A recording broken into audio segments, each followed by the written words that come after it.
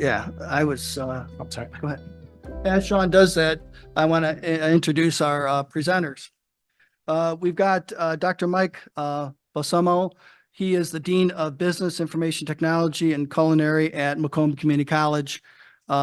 He joined Macomb in 2000 as an adjunct instructor and joined the college full-time in 2005 as the Associate Dean of Business. Also with him is Dr. Louisa Krause. She's the Director of Instructional Innovation and Distance Education at Macomb Community College. And they're going to present on levels of AI use in the classroom. So please, Louisa and Michael.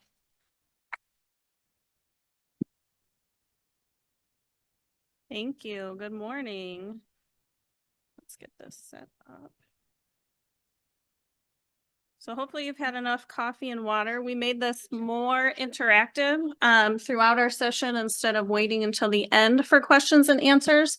We'd like to take notes on things that we discussed to put into the presentation so that when this goes out to everyone, you'll have our presentation and things that we talked about together in this room. So I'm Louisa, as Patrick introduced us, and at Macomb, we are probably in a very similar place as all of you with AI. As we had a task force, we've developed some things, but it's a constantly changing field and product. And so we are just trying to keep up with that. Thank you, Louisa. As Patrick said, my name is Michael Balsamo. I'm the Dean of Business and IT and Culinary at Macomb. Prior to my dean position in business, I was the Dean of Learning Resources at the college. So I recognize a lot of faces here. I was in that role for about 10 years, and distant learning and instructional technology was part of my administrative umbrella in that role. I'm also an adjunct instructor at Macomb. I've taught for almost 25 years. I've taught both on ground and currently teaching remote. I'm also an adjunct instructor at Walsh College, where I teach 100% online. In my educational background, I'm proud to say I'm a Macomb graduate, I'm a Walsh graduate, I'm an Oakland graduate. I was telling the people at my table, I think we have 9 or 8 family members who have gone to this institution. We live very closely in Macomb County, so a lot of us have been here. I'm always glad to see the parking situation is better than when I went to school here. And I still run the 5K and 10K that's on campus every year here. So very familiar with Oakland University. I also went to Walden University for my doctoral work, and that was 100% online program. That really gave me a lot of insight as a student on what it's like to take online classes. So Louisa. So a little bit more about me. I used to be a middle school math teacher, which I love telling people because the reactions vary there to that. When I left middle school, I came to the college part-time. I worked on a couple other projects through UPenn and a couple grants. I worked for some textbook companies. And then I did not go to Macomb or Oakland. I went Wayne State, Western, and then I moved to Virginia. So my master's is from George Mason University, and I am finishing my doctoral degree in August. And that is all online. So thank you. So it's definitely been a busy few years, to say the least. So I have experience on the teaching side and the student side in the online world. And hopefully once I finish my doctorate, I'll have the opportunity to teach at this level as well. So that's a goal of mine. So at Macomb, our provost and our faculty came to us, everyone came to us and said, what are we doing with AI? What can you tell me? You're the expert, right? You know, because distance education is in my title, I'm the expert on these things, or so often many people think. So we created a task force of administrators and faculty. We came up with recommendations for the provost, and we determined what the next steps should look like at the college. And so I'm going to share those things with you, and then we'll get into the levels and then kind of what it looks like in the classroom or could look like. So we started by coming up with general definitions for the different types of AI. So predictive AI, so that's your Microsoft Word, your predictive text on your cell phones, Grammarly, those types of products. And then there's generative AI. So that's your ChatGPT, where you give it a prompt and it creates something for you. So we need to define these for our faculty, but also for our students. We know that our students have very likely been using AI for a long time. more than most of us have. And so defining it to them so that we can have policies, so that we can say this you can use or cannot use is extremely important. There is a resource page at the end of this PowerPoint, and we did link additional resources throughout, so you have access to all of this.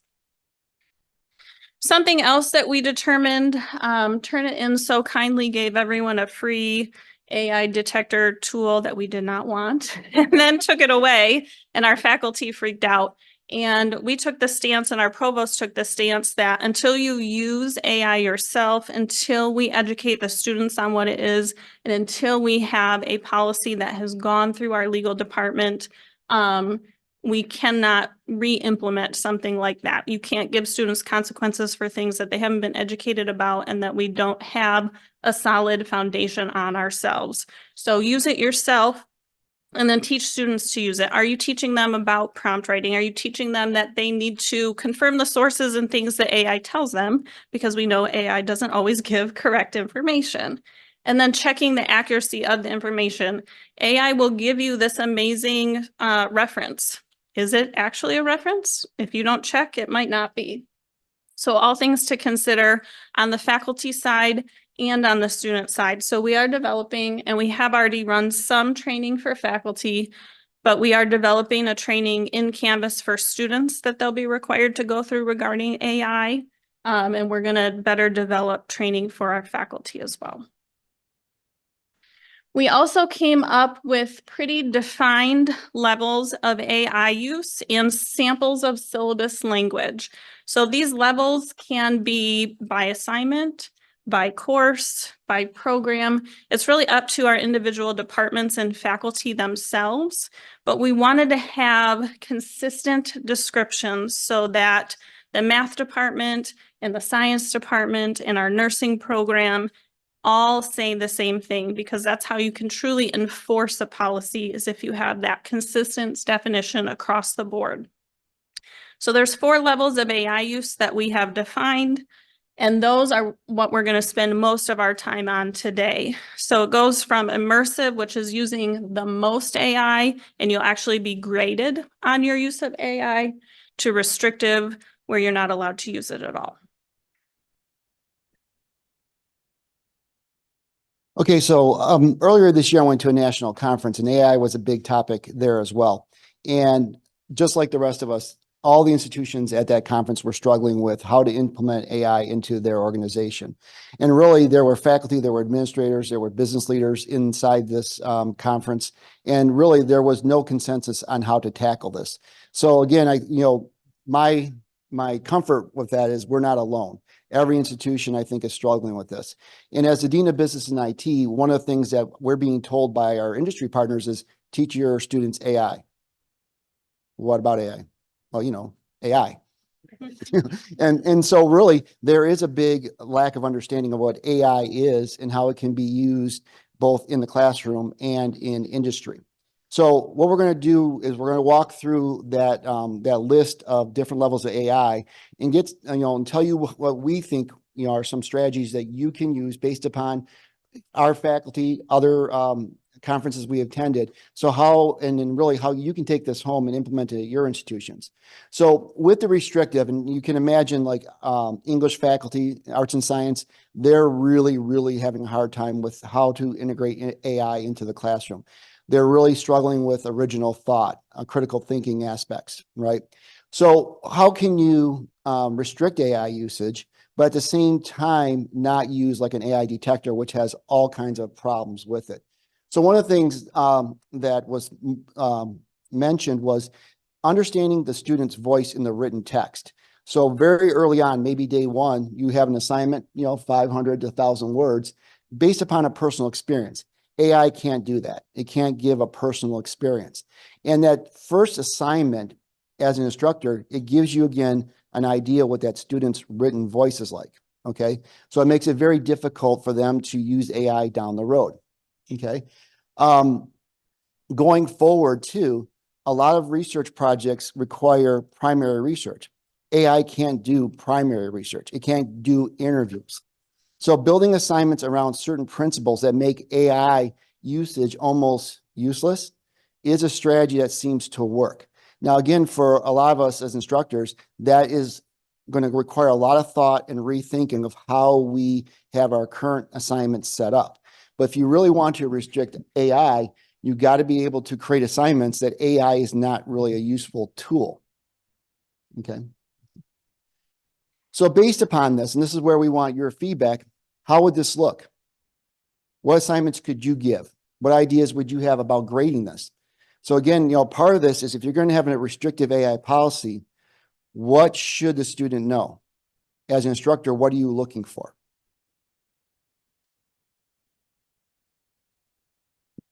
That's Amen. not rhetorical, right? No, No, that's a question. no. That's a question. Yes. If you're going to restrict AI, okay, in your first day handout, you're probably going to have some language that says AI can't be used, right?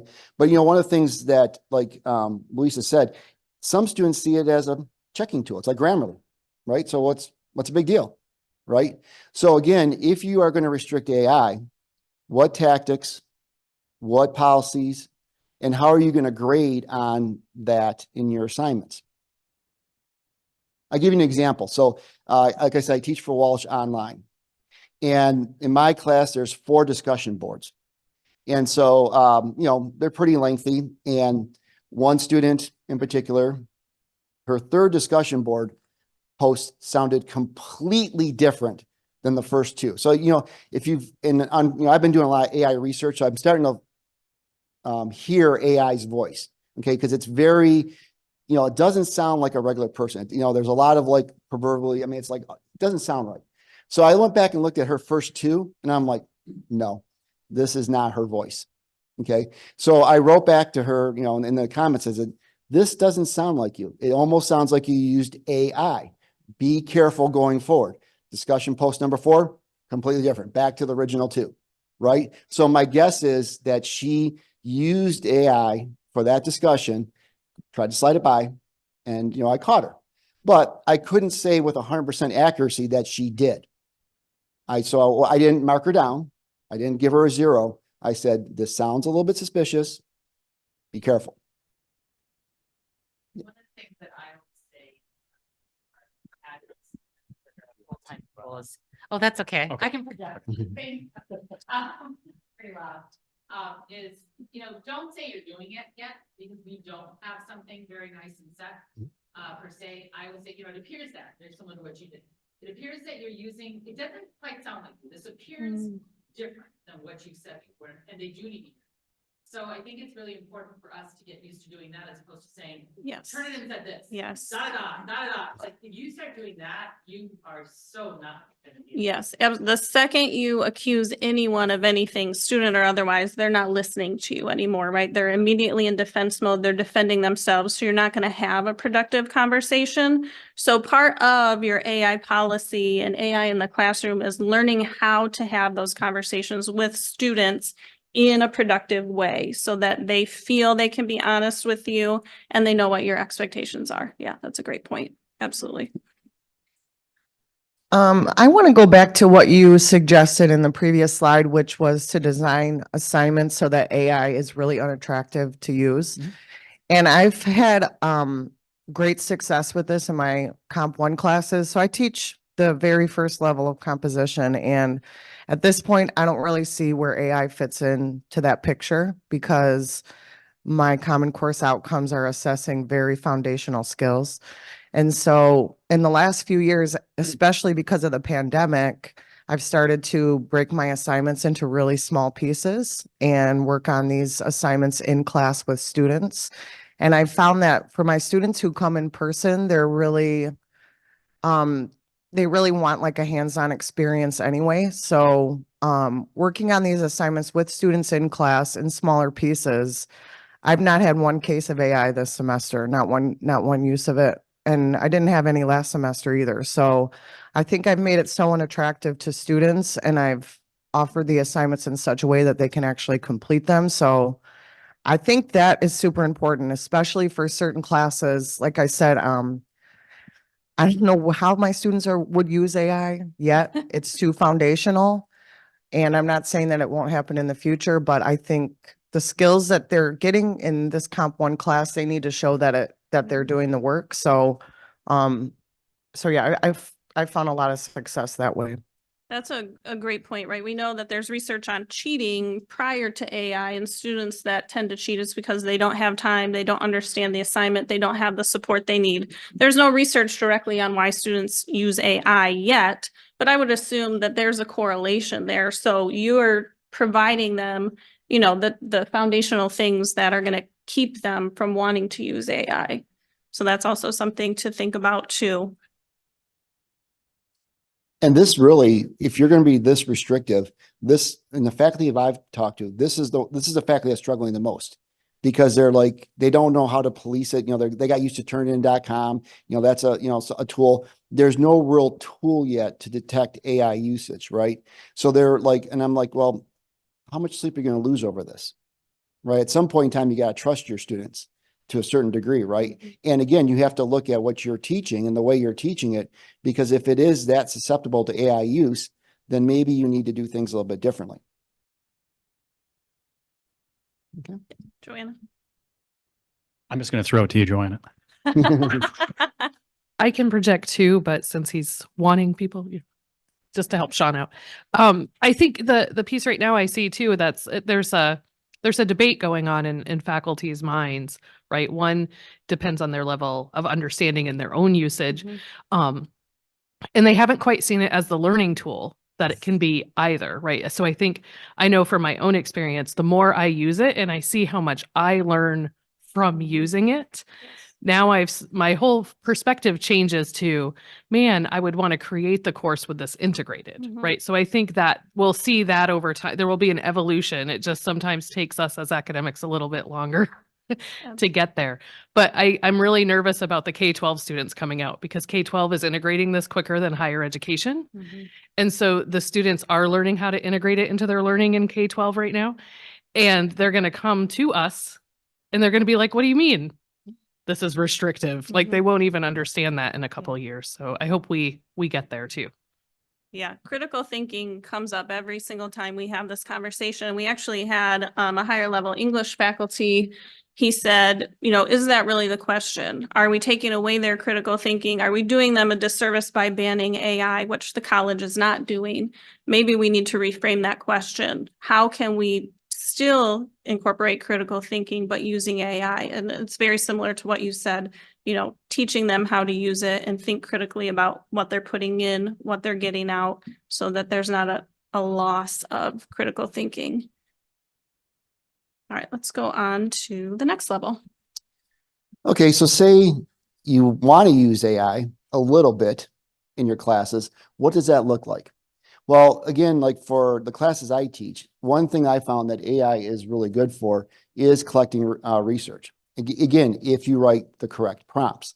So one of the things, again, this is where the students is free to use it, but as an instructor, you're not really giving a ton of guidance on how to use AI. So again, it's not mandatory. It's not something that that they have to do. But if they use it for research, validation of sources, using it, it's great for citation. I find it where I use it a lot at work is for letters of recommendation. It works really good. I wrote 2 RFPs using AI that worked very well. So again, in this case, it's more of a tool. You're allowing the students to use it with a little bit of guidance, but you're not teaching them how to use it. Okay.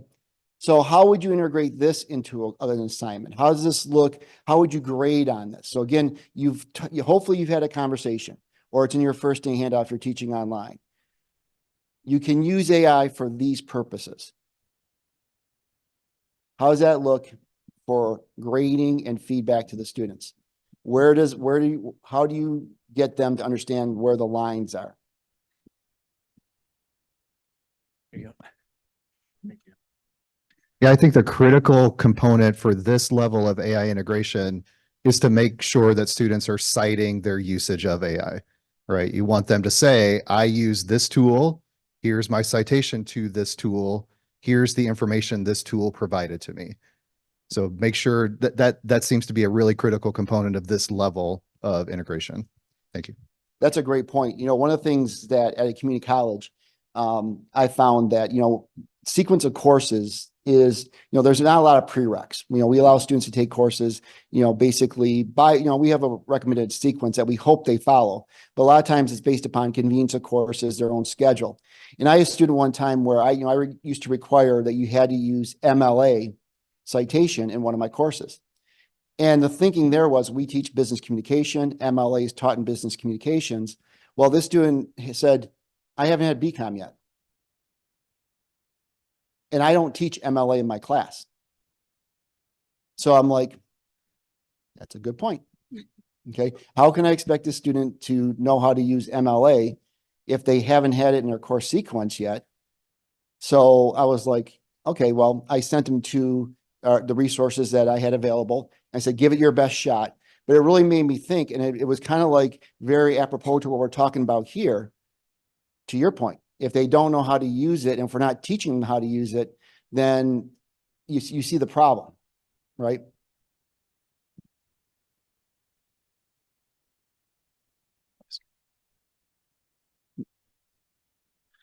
When talking about citing and writing prompts and such, we don't often ask students to tell us how you prompted Google to find your search results. And I see a lot of similarities here. And I've asked AI to write APA in-text references and citations and such. It doesn't give me the exact syntax that would be expected in academic level paper. So I see that as an opportunity to say, what's the input? What's the output? How does that compare to the desired output here too? But for me, there's a lot of plugins that if I do a Google search already, I've got a Chrome extension that will give me an AI summary on the side of that already. I have tools that can summarize the web page for me too. So it's kind of, we can keep going deeper and deeper, on the levels of this, but ultimately it comes back to teaching the student ethical, proper usage. That's a great point. This example I gave you was from one of our BCom instructors who's using AI.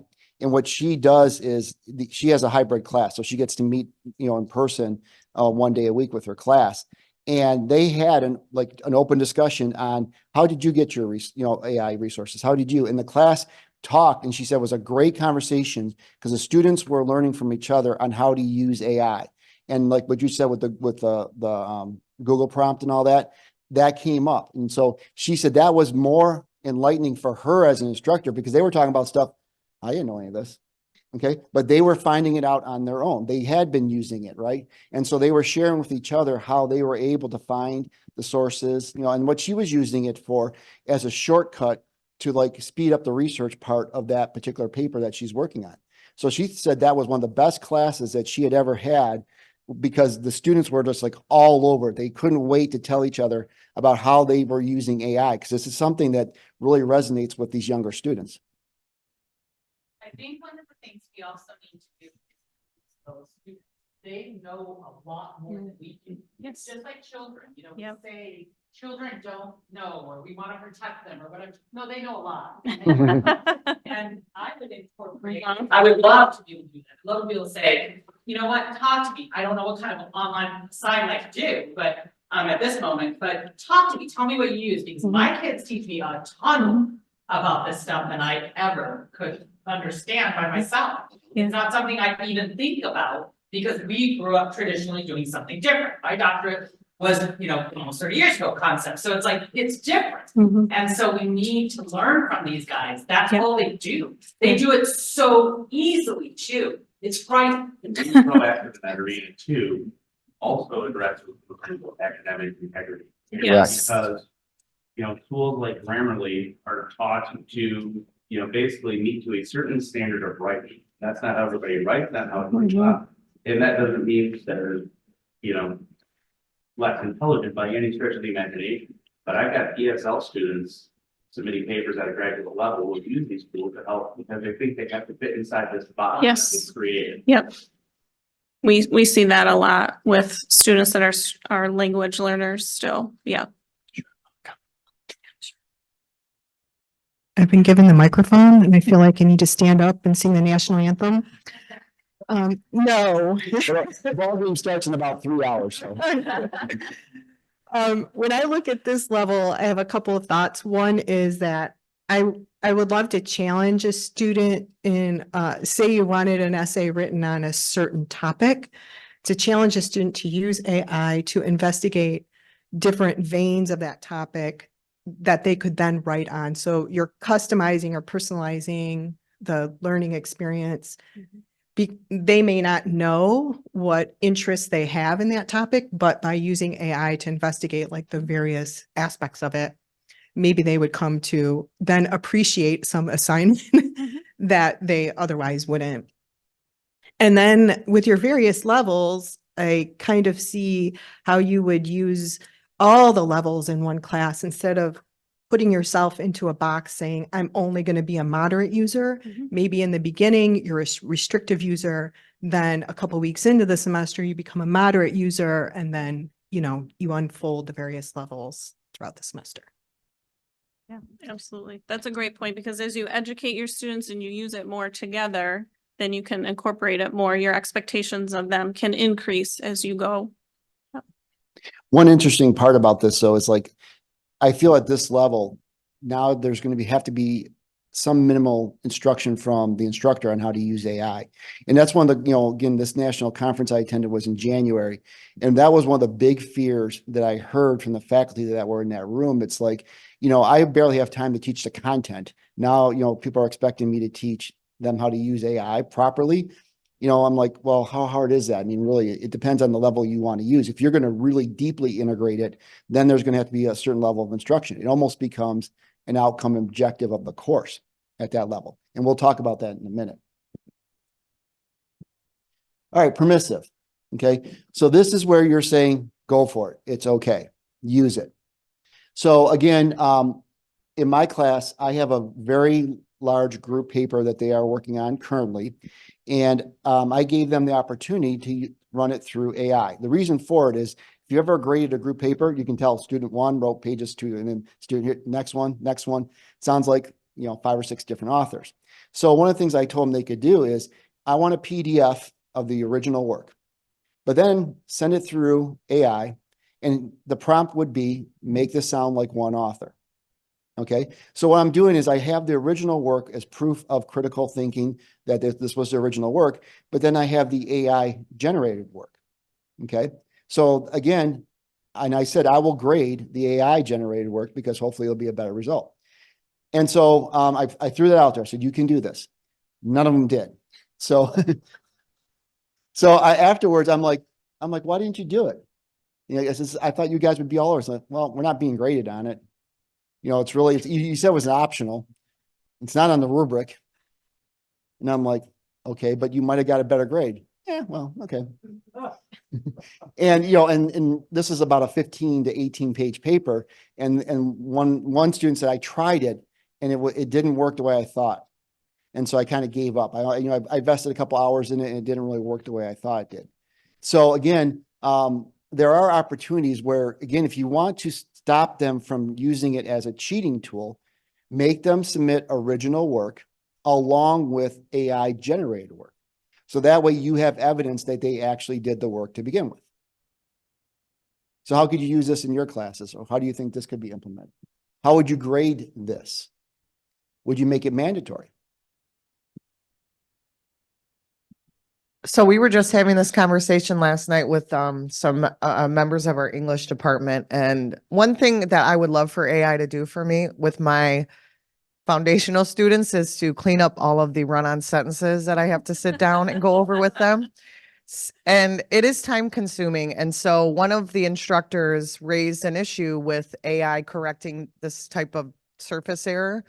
And she said that once you run it through, then it's going to pick up as 100% AI detected. And so I think the solution there then, again, is to have them turn in the work that is not submitted through AI, but then also show them that they can put their work through AI. I don't know what does this yet, or if there is a tool that will look for this. I hope there is, but that's one way that I think I could use it, is just in the end, the very end stage of an essay, have students submit what is theirs, and then just one final submission to clean everything up, I think would be amazing. So Right. If the pro- anybody knows what that tool is, please, you can come find me. And the pro tip there is have them run it through, turn it in before they run it through AI. And a similar suggestion before we get to the next person. We have faculty that when you use AI, you highlight that in your essay, or you put that font in a different color, and then there's only a percent. So maybe you can only use 15% can be AI, and then you have that color difference. So when they turn it in, you can see if you don't want the two full drafts. So that's another way to look at it as well. The other thing you could do is have a graded reflection assignment where they write a paragraph or two about what AI changed, right? So what are the differences between these things? And then hopefully they're actually finding their run-on sentences, which is our whole goal in the first place too, for the writing assignments. Yeah. And there's your critical thinking, right? Do we have any IT instructors in the room? Just curious.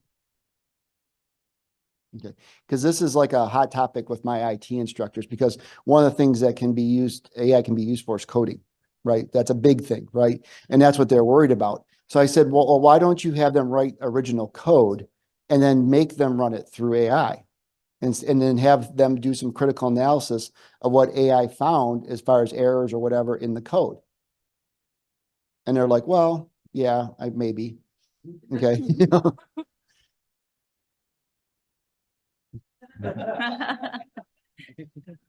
Thank you. I was going to add the reflective thing. That was perfect. Because I was thinking for this assignment, I would want them to reflect on, review your own section and what did it change? What did you learn about, the next time you're going to do this, right? So make it learning. The prompt, right? So I think somebody alluded to it in one of the other things, but I really think asking for the prompt in the conversation they had, because as the students develop the skill for prompt engineering, there's a lot of thought and syntax and detail if you're actually going to have it produce something good. And then it starts to blur the lines of how much of that is me as the student because of how much content I put in the prompt to get what I wanted. And so I think that's another piece that we can start to assess as we become more familiar with the tool as well, because there's a difference between saying create an email that does X, but if you put 18 contingencies on that so that you get a better output, that shows me the thought process the student has gone through before they start to leverage the AI. Yeah. And that's been a conversation with our MACA department, right? You can use AI to create logos and designs. And so how do you know what the student used to turn in their final design project for you? So looking at that, requiring them to turn in their prompt writing if they used AI is really going to let you know, do they have an understanding of the concepts needed, or did they completely rely on AI to just throw something out there? We have another comment over here. It's from me, but it's going to sound different. Hello, everyone. My name is Sue, and I'm from biology department here at OU. I'm just saying the department just to make sure that the assessment and the level of knowledge that are imparted to my students, because they are basically trained to go to med school. Okay. With that in mind, I have 3 questions regarding AI use in the classroom for my students. Number 1, every time we have a prompt given to the AI, we have to make sure that they are authenticated. Right? So if I have a student ask me a question about a certain topic, I do some analysis, research, and I provide them with an answer along with some research articles to back up with that, which means these are information coming from original work done by experiments, research scientists across the world. Right? So that's the authentication that I provide to the students. That is something that's missing from an AI point of view. Number 2, the basic teaching aspect. So when they come to the classroom, I post recorded lectures. All of my topics that I teach over the course of the semester are already posted for the students, but they still come to my Zoom sessions, right? Because they like it to hear from you, right? They want somebody to teach you, because the teaching aspect is important, especially when you have everything available.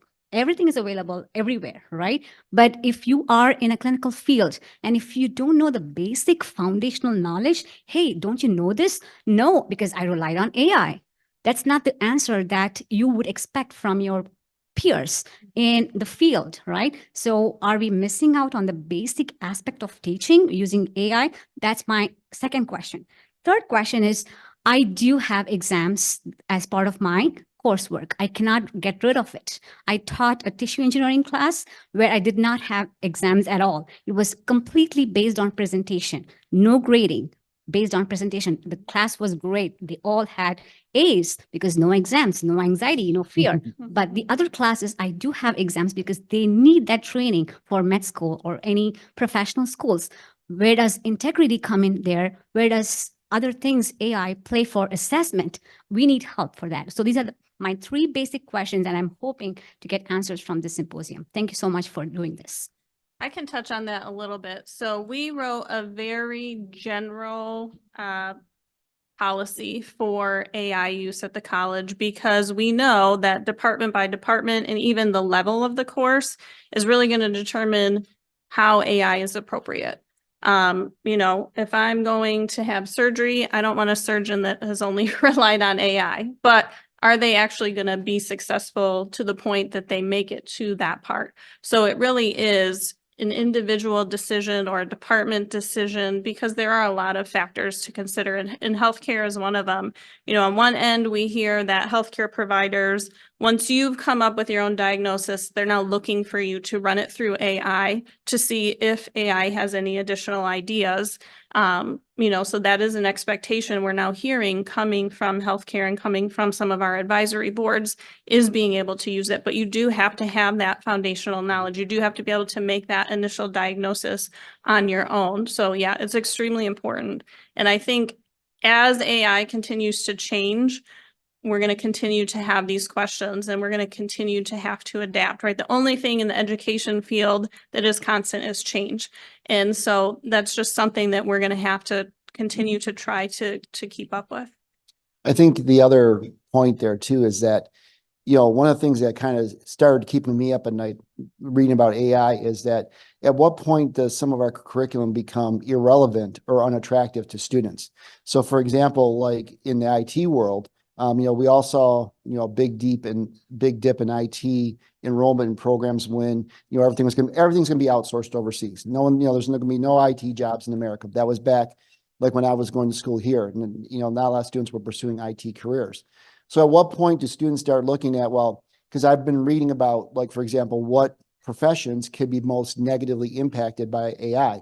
And you see that, like, for example, you know, just what happened in Hollywood, right? One of the big sticking points was they wanted to make sure they were protected from AI generated content, right? And you're starting to see that more and more. People are starting to worry about this. So, you know, at some point, like, you know, our MACA department, you know, Macomb prides itself on having a really good MACA area. At what point will students say, well, why should I go through all that schooling when I can create content using an AI platform? Why am I going to study to be a coder when I can use AI to write code? Right. So, you know, one of the things I think that's going to happen, I don't know if it'll happen in 2 years, 5 years, 10 years, is we're going to have to rethink curriculum and rethink what the future are going to need as far as skill wise, incorporating AI into that. Right. Because really, if you use AI for any content creation, it is about the prompt, and it's going to be the ones who are creative with prompt writing, who can really develop content based around their original thoughts that they can put into a prompt. They're the ones who are going to stand out, right? So it is something to think about. I mean, you know, at one point I was wondering, I'm like, you know, what will be the impact? I mean, what will this do to our enrollment? Okay. And we're talking at the institutional level, what does this mean for assessment? So we just completed our yearly cycle of institutional assessment of our gen ed outcomes. We call them common degree outcomes. And we assessed communications this year. That was the outcome that we looked at. So we collected student artifacts and we have, you know, our rubric, and we looked at them, and that rubric and that outcome was created and finalized in 2020. So right pre all of this AI. And so part of our conversation and reflection is, how is AI going to change the assessment results at that level? How do we protect from that? How do we ensure that the results that we're reporting out to HLC, into the community, and to our students is accurate? So that's an ongoing conversation that we're having. And something that we have to consider too at that level, you know, at reporting out, how does that change assessment at various levels, not just in the classroom now? And I also think it's important, you know, the AI still has limitations. One of the things that, and again, in preparing for this, I wrote a couple just AI, like, for example, predict with all available data, the price of Google stock in 12 months using all available data. It can't do it because it doesn't have intuition. It can't make assumptions yet. It can only go by data that exist. And a lot of the stuff that people have been doing, market forecasts for years and years and years, right? And this is the human part of, like, if you're trying to predict the market, if you're trying to see like where investment opportunities are, a lot of it's data, but it's also intuition. It's being able to make assumptions about the world around us and making smart financial decisions. Right now, it does not have the ability to take that leap of intuition and to kind of look at things without using data. Okay, that's right now. 5 years from now, who knows? So there are limitations to that still, which I think is important. I think we had one more hand before we go to the next level. Thank you. So I flip it. I have the student, I'm business and management. I have the students run a specific AI prompt, and then I have them critique it and validate it. So I think that falls under the permissive AI so that they can see the restrictions and so forth. So. Last level. So immersive. So at this level, you are making structural changes to the course to incorporate AI. So that means that this would be an outcome or objective of the course. It becomes something that you're grading the student on. It becomes the expectation of the student learning at the end of the course. Okay. So again, some parts of the course could be an assignment on how to develop appropriate prompts for the material that is covered in the course. So again, the great thing about some of this is it already exists. So that you can go out there right now and Google how to write a good prompt, and you can find all kinds of, depending on what you want to write a prompt for, there's all kinds of help guides already out there. So that, some of this is easy. I think like critical thinking skills can be assessed by doing a deep analysis of the generated data. Okay, so again, what we know is that AI is not always correct. It's pulling from a lot of different sources. Sometimes the sources are not valid. To your point about sources, like peer reviewed is a big deal, right? So did you pull from peer review? Did you write in your prompt that these had to be peer reviewed sources that were current within 3 to 5 years, right? And your grading rubrics now reflect this. So when you have an assignment that you are requiring AI, the student has to know to what level they're being graded upon and what level of proficiency they're expected to have to earn a certain grade. Okay. This is where it becomes a little more complicated, because at this level, you as the instructor should have a really good, deep understanding of the AI tool that you are using. Okay. One of the recommendations I heard at the conference I attended was get to know one AI tool very well. So if it's ChatGPT, dive into it, learn everything you can about how it works, and then use that as the required tool for your assignment. Say you will use ChatGPT for this assignment. Okay. So that way, and I was floored at all the sources of AI that exist. We met with a business consultant who works in AI, and there was 14 pages of AI links that he gave us to different sources. I didn't know I thought it was just ChatGPT. I knew there was more than that. Okay. But I didn't realize there was that many. Okay. So again, know your AI. Okay. Know how to help the students look at AI data and see where it changed and why from the original format. Okay. And again, it's all about the sources, making sure the sources are appropriate, because you all heard about what happened to those lawyers, right? Who used AI for briefs. Don't want to do that.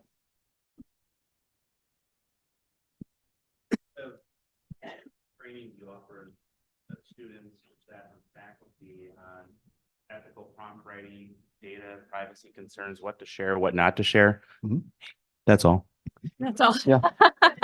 Well, we're working on it. Yeah, that's all. It's in development. We do have an English faculty member, and she is developing our student training module that will be in Canvas. that students, we're working out how students will be required to complete it, where it takes them through kind of all of those things. And so then what we need to do on our end is develop something similar for faculty. So for right now, we've done very informal trainings, and part of my team is here, and they've done a lot of the training for faculty on how to use it themselves. Because we're still, for most of our faculty, at the very basic level, you know, we're trying to fight that fear of AI. So they've done a lot of trainings on how you can use it to create lesson plans, how you can use it to do activities, and how you can use it just as the faculty person in the classroom. So our goal is to do more formalized trainings that talks about the ethical use. And part of that, I think, is waiting until we get the legal approval for our final policy. But right now, across the college, you cannot grade or fail a student, you know, just based on some kind of AI output that says this was all AI generated. And I'm sure you're all aware, you know, there's lawsuits across the country right now from students to colleges about being accused of using AI when they didn't. And so we're really trying to make sure that we have a solid foundation and then a solid training. And ethics is really something that came up in academic integrity. AI and academic integrity, how are they partners? How are they not? And then the security is big, you know, cybersecurity is something, you know, that all colleges are really worried about. And so that is a piece that we haven't done a deep dive into, but it's definitely an issue. I think for anything where you're going to classify as immersive, that's got to be at the top of the pecking order, the level of importance when we're using that as well, rather than, you know, free for all. Kind of, it's having that understanding at this level. If we're going to use AI, I just don't know how we can't offer that. Yeah. And we, this hasn't been released at large to all of the faculty yet. So we made these recommendations to the provost. It's going through all the faculty committee processes. We're getting everyone on board. So we're getting there. Yeah, and I think, you know, the key is that before you make curriculum changes based on AI, the training has to be in place. The instructor has to have some tools in the tool bag before they start making this an outcome of the course. And I know at Walsh College, I was talking to their provost earlier in the week, and at the graduate level, this is where they're looking at doing a deep dive and including AI into the IT program. But again, it's going to be, you know, strategically implemented for very specific outcomes. And again, you know, training and development of materials and staff has to play a big role in that. Yeah, and we're really trying to be proactive. So, right, with academic integrity, a lot of times it's after the fact. The student is getting told this is a violation. Now you have to take this workshop to learn about academic integrity, and now you can redo this assignment. So we want to flip that for academic integrity in general, but we want to make sure that with AI, we start off proactively. So educating our students, we can't assume that they have the knowledge we want them to from K-12 just because they're using it in K-12. So if we're going to punish them or there's going to be consequences or something, we have to ensure that we have educated them at that level before we can say, you know, you're now failing this class because of AI use. And I think that's also part of the general body of knowledge that has to be conveyed about AI in general, because, you know, one of the things that in the business world, for example, you got to be careful what you put in AI, right? Because you want to protect proprietary information and certain data, right? You don't want that in the general space of AI. And a lot of business owners really don't understand that, right?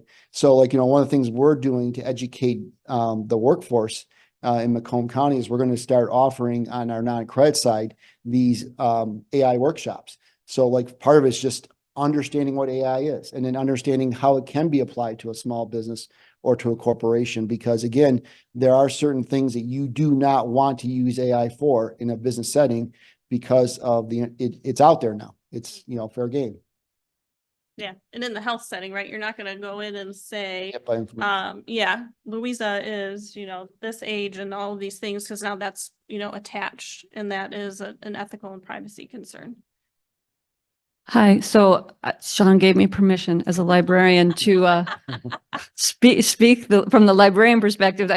So much of what you're saying, and each of these, I would say, talk to your librarians, partner with your librarians, right? We've been teaching information literacy. AI is information literacy, right? And so how you connect with that, but particularly when you even get at this level, librarians understand data sets and where you're getting your data, right? When you talk about peer review, well, these AI tools are not getting to anything that is behind a paywall, right? So when you think about business, like that stuff's expensive, it's hidden behind a paywall. A lot of things are hidden behind paywalls. Health, that's different. A lot of those things are open. So when students don't understand that, I don't think a lot of faculty understand that it's only so good as the data set that you're drawing from, right? So that doesn't mean you can't get peer reviewed sources, but are you going to get the best peer reviewed sources, right? For that topic, right? It's the same thing when they move to Google Scholar, like, oh, we can get this stuff here, but are you getting the best stuff that you're going to need? So I would just say work with librarians. Absolutely. Great point. Well, let me ask you a question, because when I was Dean of Learning Resources, libraries was under me. What kind of professional development is like the associations offering for librarians to become experts or to become, more skilled in AI?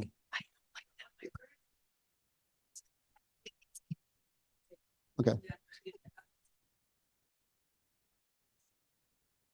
There's a lot, I mean, like everybody, well, and they've been saying librarians are gonna go like wherever too.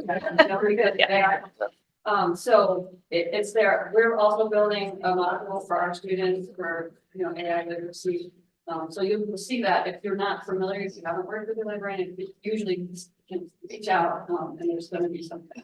So there is, and we're publishing all of that, out as well, open. Now, we also are the ones who, copyright person, so I also tell you that when you put out AI, it's copyright. Right.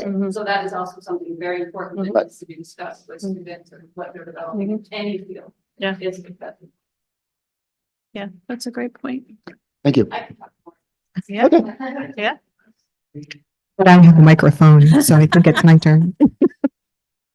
I just wanted to say that when I look at the immersive AI, especially that top listing there, I think about that this is an opportunity for instructors that I think we have never had before, literally. Because if you could ask a student to show me your prompts, how did you get to your product? Like usually we have the assignment instructions and then we see the student's product and we grade it. We don't see the thought process in between, right? And that's where the learning is happening. And so if you can interrupt a student during the learning part, if they're off track, then that's where you're going to improve the learning. So asking students to, with their product, or even before they give you the final product, let me see your thought process. How did you prompt GPT? Where did you go with your thought? What were you thinking? That is powerful. I mean, in my opinion, that's even more valuable than the product, because the process and the way that you get somewhere is the most important part. Almost sounds like thesis development. Sure, your favorite math teacher always said, "Show me your work." Yeah. I did in my head. We have another. I don't know where this fits in, but from an IRB perspective, I think of some of the work that we see, and the students don't understand that it's not their work. I don't, because I don't know where it fits in here, but it's, and I know some of the like Priminar and CITI, they are trying to get more out there from the AI perspective, but it's got to be limited again. These are pro level people, and they're not understanding that piece. Perhaps because we're not teaching it, as we said. Sure. But, yeah, we got to tackle. Mhm. And I know the Writing Center, similarly to how librarians in that field is working on a national writing centers, are doing a lot on AI and putting out a lot of resources. And I think I linked one of those on our resources page here. And they have a lot of good ideas and things to think about as you're working with AI. The one hesitation that I have about moving to the immersive or required level of AI usage is accessibility and differentiation levels. So a lot of AI work is now behind paywalls. So if you're requiring AI usage, then there's going to be a social economic difference in what level of AI access some of your students have. So your poorer students are not going to be able to get to the better quality AI tools. So that's something to consider whenever you're deciding whether or not to require it. The other issue is what you just mentioned. Anything put into an AI prompt, and for students to use AI tools, they have to sign up for them often, and they have to agree to allow their data to be accessed. So if you are requiring AI usage, then you are telling your students you have to give your information to a corporation. So that is a level of concern that you have to think about. And so what I've done is made AI, I've given them usually a variety of assignment choices. One of them utilizes AI and the other one doesn't. So if they want to utilize AI, then they can pick the one that uses it. If they are, and then I explain to them, here are the concerns. You are providing access to your own data, and you may have to pay for this. And you no longer own what you put out there. That's right. So it's just, again, it's not fear mongering. I'm not saying don't do it. I'm just saying if you're choosing to go to that level of AI usage, there are other considerations to keep in mind. Thank you.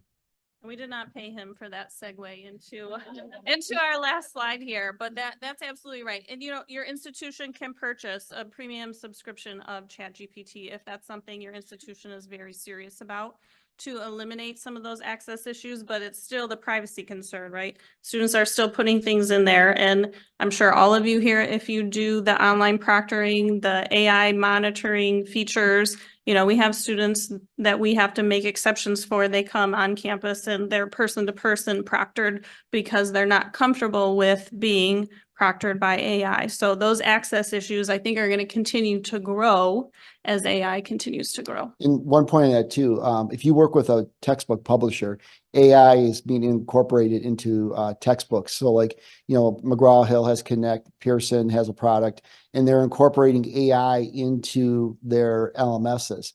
And again, that's a way of giving students access to these AI platforms. Now, again, you're buying the book, you're going to be using whatever platform they decide.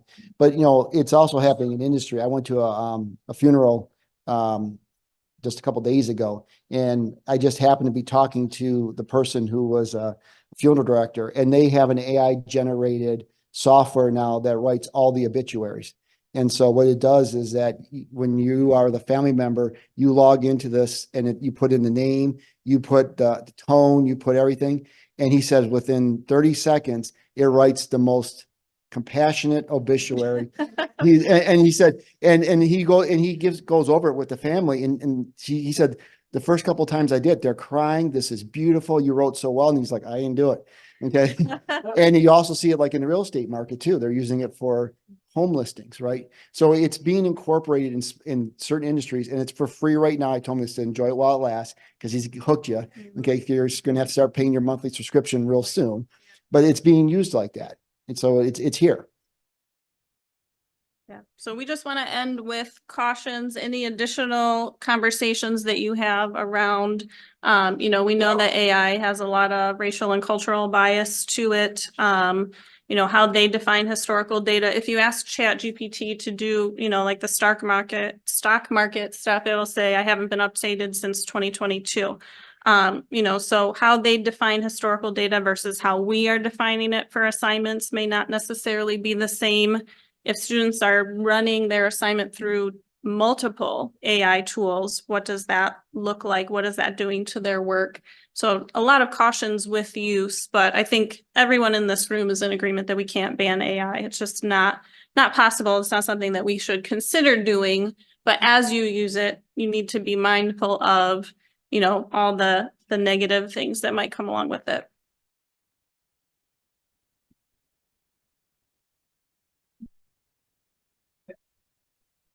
All right. Any final questions? So we do have some resources here. We did include our contact information. You can reach out to us, and thank you very much. Thank you.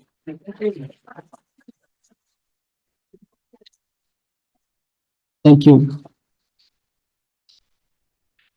About 24 years ago, I was called into the office of the president of Walsh College. At the time was President Keith Priddy. And he told me, you know, this thing called online, it's going to take off. And we need to do something. We need to be proactive and put together a team that will provide online courses for our students. So way back then, I had a chance to work with some wonderful people. Some of you I've actually hired in this room many years ago. But one thing that was really, really obvious was that we needed to put together an outreach to our local schools to try to really just celebrate best practices in online education. And one of the things we really want to do is also celebrate individuals who did some amazing things in this space. And so you'll probably see, and there's a list in your folder of our former award winners for faculty members of the year. And at lunch, I'll be actually making a presentation. But prior to that, one of the things we did talk about as a team is it's not just teachers, but it's administrators and it's instructional designers. And I know a lot of you here kind of fall into that category. So one of the things that we decided this year is to have a presentation for an executive of the year. And so I was really blessed because I teach at Macomb Community College, have for many years. I'm also here at Oakland University. Like Mike, I guess, you know, we're kind of inbred a little bit here, but in a very good way. But one of the things that has happened is over the last, and I started teaching when I was 24 at Macomb Community College, so that was many years ago. My hair was a lot darker. So one thing that has happened is you understand if you're alone as an adjunct, and sometimes you realize you've got somebody to count on. And I assure you at Macomb, and Louisa had mentioned this dynamic of, we had this struggle with regard to AI and using Turnitin, and whether or not Turnitin was going to be kind of the tool to catch students. It was really kind of more of that fear dynamic that was happening. Anyways, I wanted to bring up Louisa. We decided to provide her with some recognition, well-deserved recognition, as the 2024 Distinguished Executive of the Year, supporting people like ourselves who are teaching online. So Louisa, congratulations.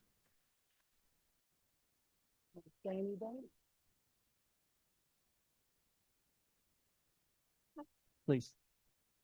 Thank you. It has been a journey. I started this job in March 2020, a week before we shut down. So here we are. This organization has been absolutely fantastic. I have a fantastic team, many of who are sitting in the back, and it would not be possible to provide the support that we do without them and without the relationships of our faculty, adjunct or full-time. So I appreciate everyone. Dr. Balsamo has been a great mentor to me from the time I started at the college, and so thank you. All right, thank you, Louisa. Appreciate it. Congratulations. So we have a 10-minute break now at between 10:20 and 10:30. Feel free to grab some more things there, use the restroom, stretch your legs, and we're going to have our panel session next.